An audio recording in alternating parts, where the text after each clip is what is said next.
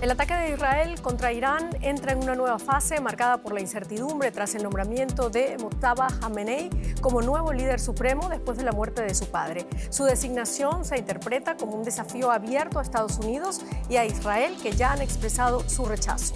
Con esto comenzamos. Los saluda Silvia Cabrera desde Berlín. Titulares. Donald Trump declara al New York Post que el nombramiento de Mojtaba Khamenei, de 56 años, para reemplazar a su padre al frente de la teocracia iraní, no cuenta con su aprobación.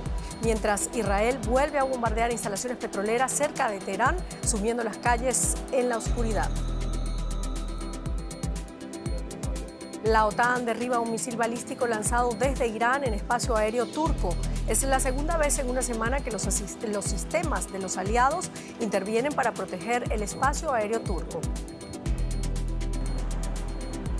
Y el precio del petróleo superó los $100 por barril debido a la guerra en Oriente Medio y la interrupción del transporte por el estrecho de Hormuz, mientras el G7 evalúa liberar reservas estratégicas para contener la subida.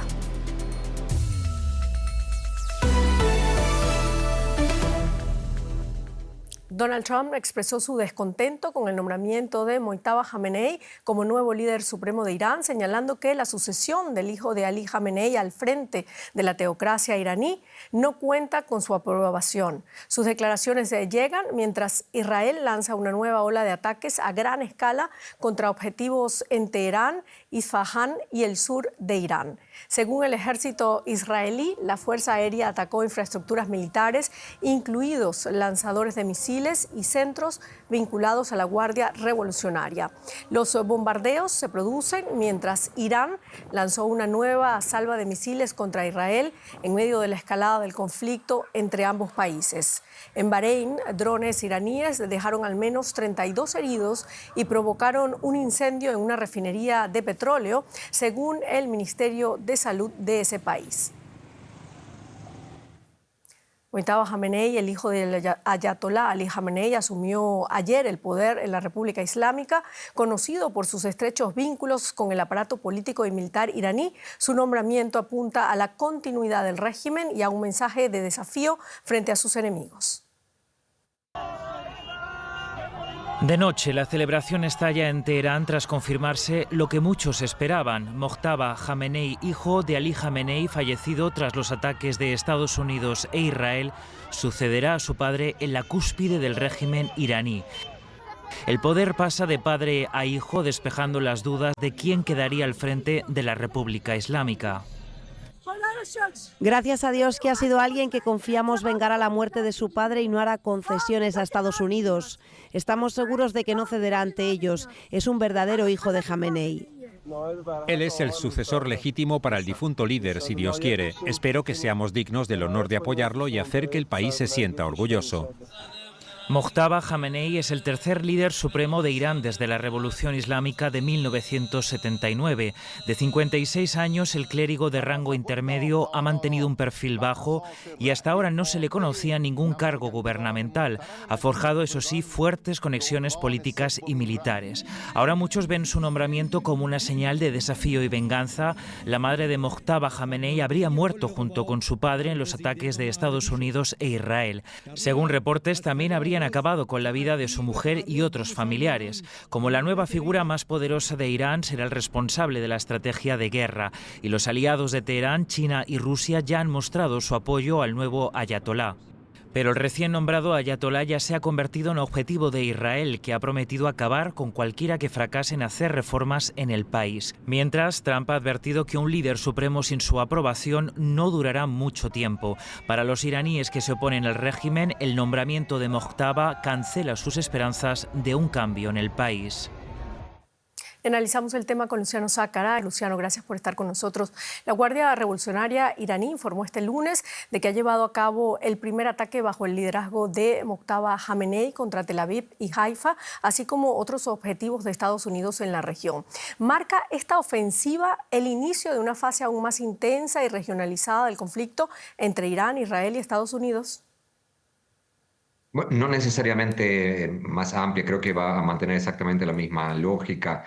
que hasta ahora, creo que incluso se había demostrado en estos días, entre que murió Jamenei hasta la elección, que la estrategia militar había sido más o menos la misma, decir que se atacaban intereses estadounidenses en toda la región, tratando de no involucrar a los países árabes vecinos con los cuales se quiere mantener buena relación.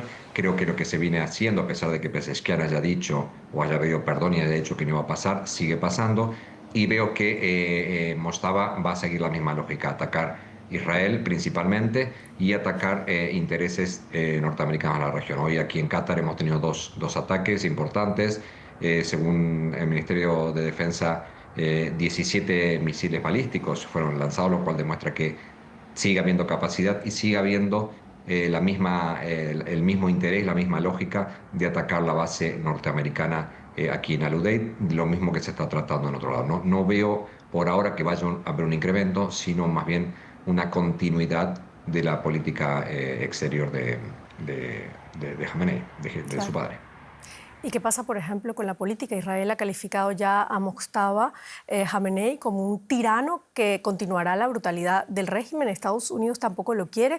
Sin embargo, hoy hemos visto manifestaciones en Teherán a favor de Jamenei. ¿Qué tipo de liderazgo se espera de él y hasta qué punto podría endurecer la política de Irán frente a Israel y Occidente?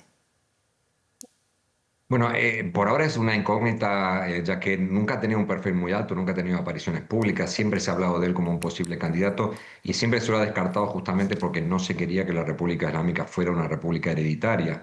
Creo que el nombramiento de Mojtaba es una señal directa a aquellos que quieren imponer desde afuera quién va a ser el líder. Por lo tanto, una persona que no ha tenido una experiencia de gobierno importante, como Raisi, que en su momento cuando era candidato había ocupado diversas posiciones, incluso la presidencia y la jefatura del Poder Judicial. En este caso no sabemos cuál es el estilo de gobierno simplemente porque no ha tenido posiciones de gobierno ni ejecutivas elegidas ni tampoco por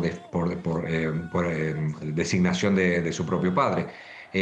Todos suponen que va a tener una misma manera de gobernar, aunque algunos lo califican como alguien más duro desde el punto de vista ideológico, pero de ahí a cómo funciona el sistema, que el líder últimamente era más un árbitro entre distintas facciones que un decisor, hay que ver cómo se plantea esta relación. Seguramente va a tener una relación muy fuerte y una coordinación y una consulta muy fuerte con las ramas de la Guardia Revolucionaria, quizá no tanto con los organismos electivos como la presidencia o como los consejos, el Consejo de Seguridad, el Consejo de Guardianes y el Consejo de discernimiento, pero todo se va a saber en los próximos días. Lo cierto es que si está ahí en este momento es porque tiene un consenso suficiente por parte de la élite política para que ocupe ese lugar. Muchísimas gracias, Luciano Sácara, experto en Oriente Medio.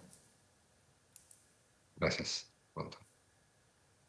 Otras noticias de esta guerra: sistemas de defensa de la OTAN interceptaron hoy en el espacio aéreo turco un segundo misil balístico lanzado desde Irán, según informó hoy el Ministerio de Defensa de Turquía. La semana pasada Irán lanzó el primer misil hacia el espacio aéreo turco, que fue interceptado por las defensas aéreas turcas y la Alianza Atlántica.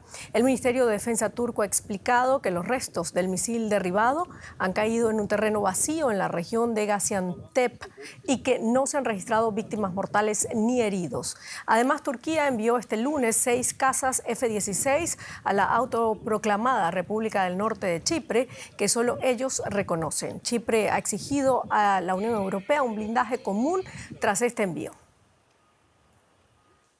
Y profundizamos con el periodista Andrés Mourenza en Estambul. Andrés, el Ministerio de Defensa turco ha informado de que un misil balístico disparado desde Irán fue interceptado por las defensas de la OTAN en el Mediterráneo Oriental. ¿Podría este incidente provocar un mayor endurecimiento de la postura de Turquía y un recrudecimiento de sus acciones militares en la región?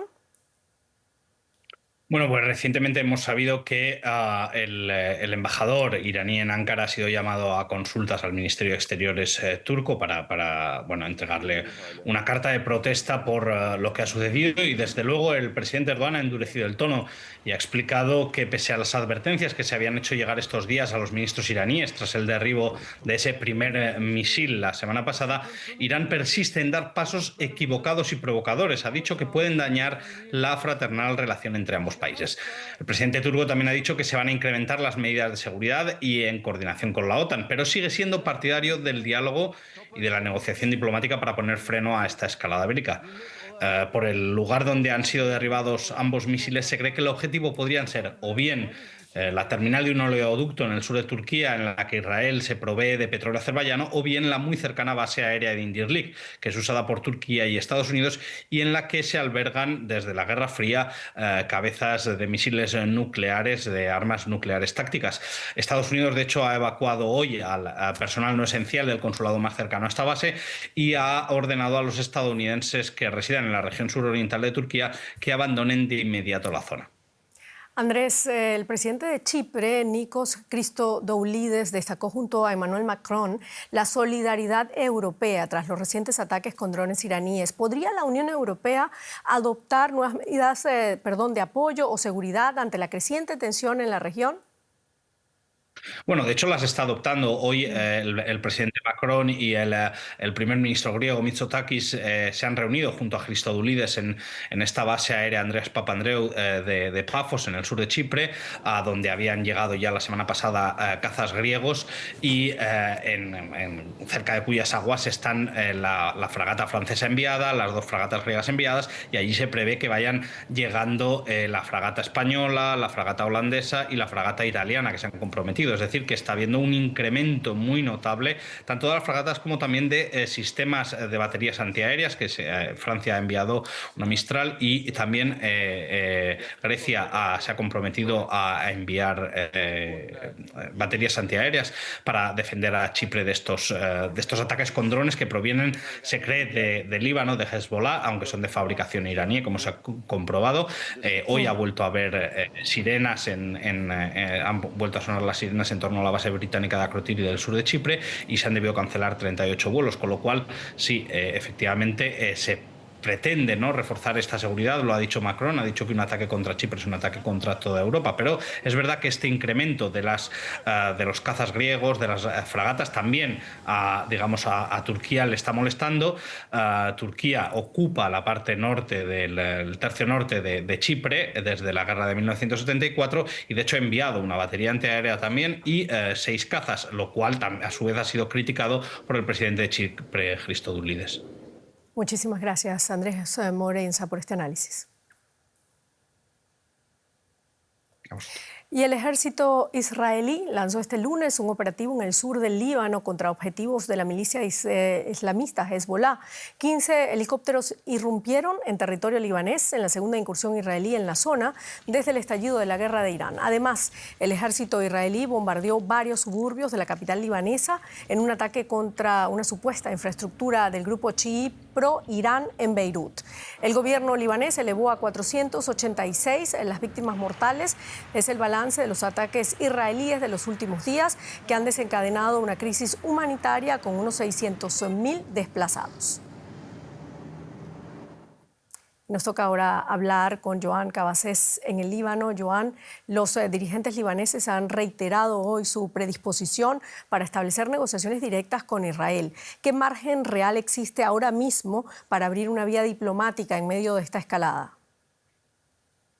Hola, ¿qué tal? Bueno, el margen para que exista una vía diplomática es real. Lo que es más difícil de imaginar es que ambos países, ambos gobiernos puedan hablar el mismo lenguaje. Vemos como el primer ministro libanés, Nawaf Salam, a quien ahora vemos en pantalla, suele decir que él querría una relación con Israel bajo el espíritu de la Iniciativa de Paz Árabe, que es un acuerdo firmado en Beirut en el año 2002, en el que 57 países árabes e islámicos se comprometieron a firmar la paz con Israel si Israel levantaba la ocupación con los territorios palestinos. Vemos, sin embargo, como el gobierno israelí es un gobierno que no suele querer negociar con los líderes de los territorios donde tiene ocupaciones militares. Eso sucede, aunque sean casos distintos, en Palestina, en Siria y en Líbano. De hecho, el caso sirio es paradigmático y un mal precedente para Líbano. Vemos cómo Israel ha ocupado nuevos territorios en Siria desde la caída de Bashar al-Assad en 2024 y cómo el gobierno recientemente formado en Siria asegura a Israel que su territorio no va a suponer una amenaza para Israel y que quiere quiere negociar con Israel el levantamiento de esa ocupación. Pese a las buenas intenciones sirias, Israel ha torpedeado las negociaciones con Damasco y ha asegurado que no va a levantar la ocupación de varios puntos del sur de Siria. Háblanos, Joan, ahora de la situación sobre el terreno. ¿Qué está ocurriendo exactamente en el este del país y hasta qué punto las denuncias de ataques ilegales podrían cambiar la presión internacional sobre Israel? Como venimos hablando estos últimos días, la situación de los desplazados es desesperada. De hecho, esta tarde el gobierno ha actualizado la cifra de desplazados, ya está cerca de los 700.000 en un país de más o menos 5 millones de residentes. Las voces que acusan a Israel de actos ilegales en esta ofensiva en Líbano se acumulan. Hemos visto hoy cómo el Ministerio de Sanidad libanés ha acusado a Israel de ataques sistemáticos, dice, contra los equipos de rescate. Hoy ha denunciado 2 ataques contra 2 puestos de la defensa civil en el sur del país, y son ya más de 10 rescatistas o paramédicos los muertos bajo la ofensiva israelí en una semana. Mientras, Human Rights Watch ha denunciado hoy a Israel por ataques con fósforo blanco, un producto tóxico que produce incendios ya sea en campos agrícolas o en bosques. Es un producto que es ilegal de utilizar en zonas urbanas, y Human Rights Watch precisamente ha denunciado su uso por parte de Israel en varias zonas habitadas en el sur de Líbano. Por último, comentar que la posibilidad de que estas denuncias puedan tener efecto en la comunidad internacional es más bien escasa. Hay que recordar que Benjamin Netanyahu está perseguido, tiene una orden de detención internacional por supuestos crímenes de guerra y contra la humanidad en Gaza, pero aún así varios países occidentales mantienen la relación comercial con el país israelí. Críticas, pero poca presión sobre Israel. Muchísimas gracias, Joan Cabasés, desde el Líbano. A vosotros. ¿Y el petróleo? Los precios del petróleo continúan su escalada debido a la guerra en Oriente Medio y por primera vez desde el 2022 han superado la marca de $100 por barril. Desde hace más de una semana los mercados energéticos mundiales se han visto afectados tras los ataques de Estados Unidos e Israel contra Irán. El transporte de crudo desde las regiones productoras del Golfo Pérsico a través del Estrecho de Hormuz se ha paralizado casi por completo. Conmoción en las gasolineras. Por primera vez en casi 4 años, el precio del petróleo ha superado los $100 por barril y con ello se disparan los precios del combustible, como aquí, en Francia. Es duro para el bolsillo, especialmente con esto. ¿Qué hago con esto? Ni siquiera hago 100 kilómetros. Al final es un presupuesto considerable, pero bueno, no hay elección. El precio del petróleo ha escalado alrededor de $30 por barril desde el estallido de la guerra. El estrecho de Hormuz ya no es transitable para los transportes de petróleo y gas debido al alto riesgo que supone. Y además hay que sumarle los ataques contra refinerías en toda la región. Todo depende de cuánto tiempo continúe la actual interrupción total de los flujos que salen del estrecho de Hormuz. Así que cada día que esto dure, debemos esperar, en términos generales, que siga subiendo el precio del petróleo. El estrecho de Hormuz también es extremadamente importante para el transporte de gas natural licuado. El precio del gas también sube. Al inicio del lunes, el contrato neerlandés de referencia para el gas en Europa subió en torno a un 30%. En las bolsas, el aumento de los precios desencadenó el lunes una venta masiva. Comenzamos esta semana bursátil con una profunda preocupación. La razón es, por supuesto, la nueva escalada de la guerra en Irán. Con los ataques a depósitos de petróleo, el precio del crudo dio un salto récord de más de un 25% durante el fin de semana, y eso provoca que el temor crezca entre los operadores bursátiles. Las bolsas de Japón registraron sus mayores pérdidas diarias en casi un año. También el DAX y el Eurostoxx 50 comenzaron la semana con caídas. Los inversores temen un aumento de la inflación y una desaceleración de la economía si el precio del petróleo se mantiene en este elevado nivel. Y el comercio mundial de armas creció un 9.2% en los últimos 5 años, impulsado por el auge de la demanda en Europa a raíz de la guerra en Ucrania. Así lo refleja un informe publicado este lunes por el Instituto Internacional de Investigación para la Paz de Estocolmo, el CIPRI. Los países europeos triplicaron sus importaciones de armamento entre los años 2021 y 2025 con respecto al lustro anterior. Unas armas que en gran parte se destinaron a reforzar las capacidades militares de de Ucrania en su guerra contra Rusia. Estados Unidos resultó el mayor beneficiario del repunte en las compras de armamento en Europa. Las empresas armamentísticas estadounidenses coparon el 48% del total de adquisiciones europeas. Y un ataque del ejército de Estados Unidos contra una presunta embarcación de contrabando de drogas en el Océano Pacífico Oriental se cobró 6 vidas, según informó el ejército estadounidense. Es parte de la campaña del gobierno de Donald Trump contra el narcotráfico. El ataque del domingo elevó el número de muertos a más de 150 personas desde que Washington comenzó en septiembre a atacar pequeñas lanchas. El Comando Sur de Estados Unidos alegó en un comunicado que eran presuntos narcotraficantes, aunque no dio pruebas de que la embarcación estuviera transportando drogas. El ejército publicó un video en X que mostraba una pequeña lancha explotando mientras flotaba en el agua. Y nos vamos a América Latina. La izquierda del presidente Gustavo Petro será una de las fuerzas dominantes del Congreso colombiano en una disputa cerrada con la derecha que marca el ritmo de la campaña presidencial. Pacto histórico, el partido de Petro se perfila como la bancada más numerosa en el Senado por encima de la principal fuerza opositora. En la interna de la derecha, la senadora Paloma Valencia ganó las primarias y enfrentará al candidato oficialista Iván Cepeda en las presidenciales del 31 de mayo. Colombia vivió este domingo una nueva jornada electoral en la que millones de ciudadanos acudieron a las urnas para elegir el Congreso de la República para el periodo 2026-2030 y para participar en 3 consultas interpartidistas que definieron candidatos presidenciales de distintas vertientes políticas. En el Senado, la coalición de izquierdas del Pacto Histórico se perfila como la mayor bancada con unos 25 curules, seguido del conservador Centro Democrático con 17. Los partidos de derecha y otras formaciones superarían la mitad de los 102 escaños de elección popular. La jornada estuvo marcada también por denuncias de violencia y delitos electorales. Observadores advirtieron sobre ataques contra líderes políticos durante la campaña, mientras que las autoridades lidian con el problema recurrente de la compra de votos. En la frontera con Venezuela, la Policía Nacional interceptó a ciudadanos que intentaban ingresar clandestinamente al país. Del lado venezolano, otros grupos esperaban para cruzar y fueron detenidos cuando intentaban llegar a la ciudad de Cúcuta. Precisamente en Norte de Santander tenemos una situación especial en la cual hemos detectado el paso ilegal. Calculamos casi de 2.400 personas que están intentando pasar hacia el lado colombiano. Tenemos claro que están cerradas las fronteras, pero lo están haciendo además de manera ilegal.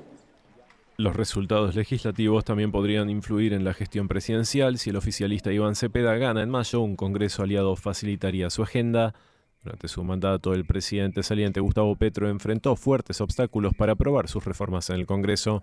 La izquierda espera ahora contar con mayor respaldo parlamentario. Y esperamos que en este cuatrenio podamos tener una bancada para que el presidente de turno, que se va a elegir en mayo, pues tenga un cambio, lo que se busca aquí en este pueblo colombiano. El expresidente Álvaro Uribe, uno de los dirigentes de derecha más influyentes del país, se presentó como candidato del Centro Democrático al Senado, pero según las proyecciones no alcanzaría el umbral para obtener un escaño en el nuevo Congreso.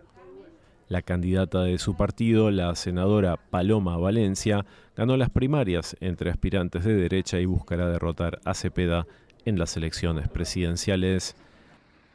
La oposición responsabiliza al gobierno de Petro por el repunte del narcotráfico y la violencia en medio de las frustradas negociaciones de paz con grupos armados.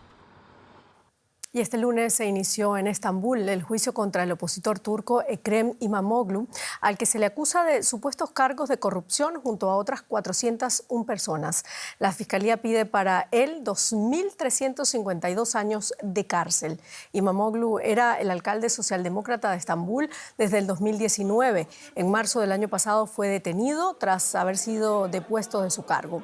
Su partido, el CHP, la mayor formación opositora, insiste en que este juicio es un intento más de acabar con la carrera política de quien era el mayor rival para disputar la presidencia al islamista Recep Tayyip Erdoğan en 2028.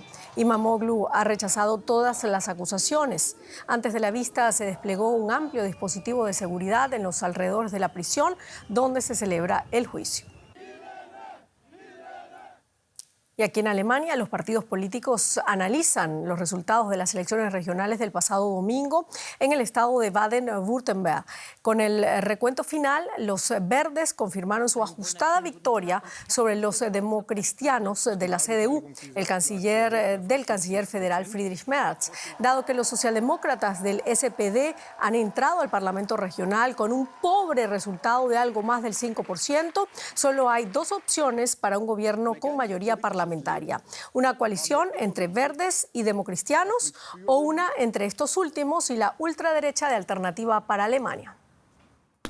El canciller federal alemán Friedrich Merz califica el resultado de las elecciones regionales de Baden-Württemberg de amargo para su partido. Pese a subrayar que la conservadora CDU es la formación del centro político que más votos gana respecto a las últimas elecciones regionales, Merz reconoce que su partido ha fracasado en el intento de ser primera fuerza y volver a tener así un primer ministro democristiano en esta región rica e industrial del sur de Alemania.